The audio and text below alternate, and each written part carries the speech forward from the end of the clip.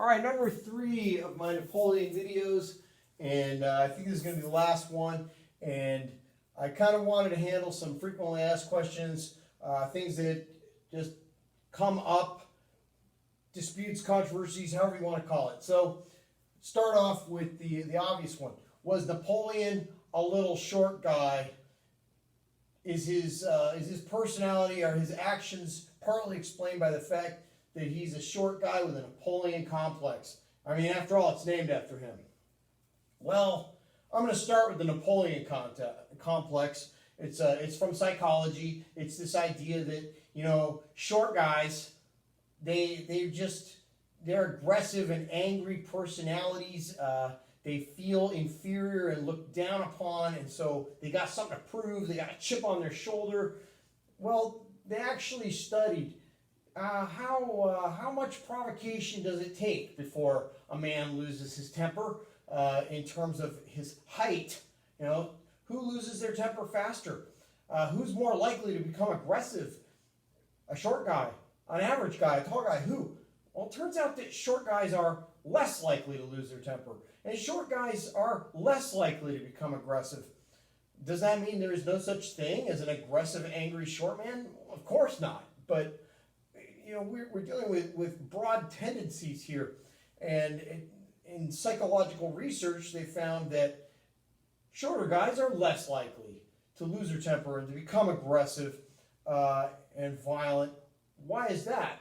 Well, gee, if you're shorter and smaller than other guys, and you're the first one to lose your temper, you're the first one to put up your fist, you're probably going to be going up against somebody a lot bigger than you, and all you're going to get out of it is a fat lip.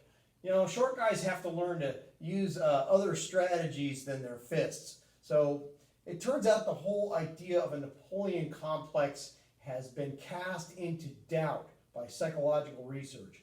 But what about Napoleon himself? Was he short? Well, he's measured at 5'2". 5'2" sounds very short. But there's a lot of experts now who believe that 5'2" measurement is the result of an error in conversion between the French foot, which is larger than the British foot. 5'2" in French feet turns out to be about 5'6" in English feet. Now, I'm 5'8". I'm not exactly a giant, but I'd still be taller than Napoleon. So then the next question is, if he's 5'6", how does that compare to the average? Most guys look at me and they think that I'm a little bit on the short side, because average in the United States is about 5'9½". So I'm a little shorter than average. Where did Napoleon fit in his time? Well, he liked to hang around his tall soldiers. He had a bodyguard, the Imperial Guard, and they were tall guys. He picked them. Being tall was one of the qualifications. So he liked having these big guys around him. Well, that doesn't mean that he was short, though. Might have made him look short. Average height was about 5'5" for all French men of that time. A lot of peasants were quite short. They didn't have good nutrition. And remember, a lot of France is made up of peasants. On the other hand, he hung around with people who were more educated and even aristocratic types who did have good nutrition as children, and they tended to be taller than him. So the average for military professionals would have been more like 5'7", maybe 5'8". So maybe he did look a little below average with the people that he was typically around, but across the entire French male population, I think we could say that Napoleon was average, not short. Unremarkable. Let's go to his personality. Was he an angry, raging man? And these three are kind of going to run together, because Napoleon is often compared to Adolf Hitler. And you know, as I move on here, I almost forgot. What about all those cartoons of Napoleon as a short guy? They're cartoons. They're British propaganda. I'll get more on that in just a second. Okay, back on track. What about his personality? What about his warmongering ways? And should we consider him a bad guy? in history? Is he one of the villains? And I often hear him compared to Adolf Hitler. And the comparison is purely superficial. They look at the two men and say, gee, it looks like both started these massive wars, and hundreds of thousands, nay, millions, lost their lives. It looks like a direct match. And I'm going to say, not so fast. First of all, I wouldn't say he was an angry, raging character. Did he lose his temper? Of course he did. And he was not genteel. Do you lose your temper? Do you fall into the same league as Adolf Hitler as an angry, raging character? I think we should pay attention to what people who knew Napoleon said, and what they said was he was intense. He had a dominant will. He had a will to win. He won at everything. And if he couldn't win, he'd cheat. He would cheat at cards. And then he'd feel bad about it and give the money back. But he's that guy. He had to win. I don't think he was super friendly, because people who are intense and dominant characters like that, it's hard to get close to them. They might rub you the wrong way. But was he this angry, raging person? It doesn't appear that he was. So in terms of being similar to Hitler in that way, I don't think you can make that comparison very safely. What about his warmongering ways? Well, if you look closely at all the wars he fought, he didn't start most of those wars. He certainly finished them, but he didn't start most of them. Did he ever make aggressive war? Is he ever the guy throwing the first punch? Yes. And we know that he invades Spain and Portugal, gets himself bogged down in the Peninsular War. That's his own reckless, aggressive activity. He invades Russia. Now, he would say, I was provoked, but it is his aggressive invasion of Russia. If you look at the whole career, though, most of the wars are not Napoleon starting them. They're his rivals and opponents declaring war on France.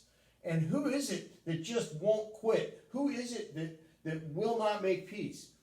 It's not Napoleon. Napoleon makes peace time and again, particularly with Austria. He beats up on Austria over and over again, he's pretty generous in the peace. He doesn't try and destroy these countries and kingdoms. He doesn't remove their monarchs and put republics in place, which the earlier Republican regime in France would have done. He tries to create a settlement that will last. Does it advantage him and France? Well, of course. He won the war. Why shouldn't it advantage him? But who was it who won't make peace? It's Britain. Britain won't make peace. Britain drew the propaganda cartoons. Britain won't make peace. Britain keeps the wars going. When Napoleon beats up on one of his opponents, it's Britain who tries to find a new ally to get into the war, and they will supply them with money and military hardware to try and convince them to get going again. The British bankroll Napoleon's opponents, and the British do not let it go. I think we see him as a warmonger and maybe the bad guy because the British won. The British get to shape the story. The British view is the lens that our history books here in the United States are filtering Napoleon through. We see Napoleon and we're looking through their version of it. And they were absolutely terrified of this guy. They considered his existence as a threat to their existence. And they were absolutely obsessed with the European balance of power, and he represented no balance of power as far as they were concerned. It was they had to prevail, and he had to go. And in the end, that's what happened. Is he the bad guy? Well, again, if he's the warmonger, maybe he is. If he's only guilty of winning wars that other people started, that's a tougher question, isn't it? But what about laying at his feet a pile of war crimes, because we can definitely do that with Adolf Hitler. The biggest crimes of the 20th century and maybe of all history can be laid at the door of Adolf Hitler. You can't find that for Napoleon. Okay, did his military commit some atrocities? Without doubt. But show me where Napoleon decides, you know, I'm just going to annihilate and exterminate a certain kind of people. They're vermin. They got to go. Show me where he does that. You can't find it. Okay, Napoleon does not operate in that fashion. In fact, regarding the Jewish people, if anything, he would be considered almost a liberator, since he comes in with ideas out of the Enlightenment, out of the French Revolution, that are secular. And where he is in power, he basically lifts the restrictions and the obstacles that the Jewish people had to live under. You can't say that about Hitler. Hitler cannot be regarded as any kind of liberator of the Jewish people. I don't think so. So Napoleon just doesn't have the same look.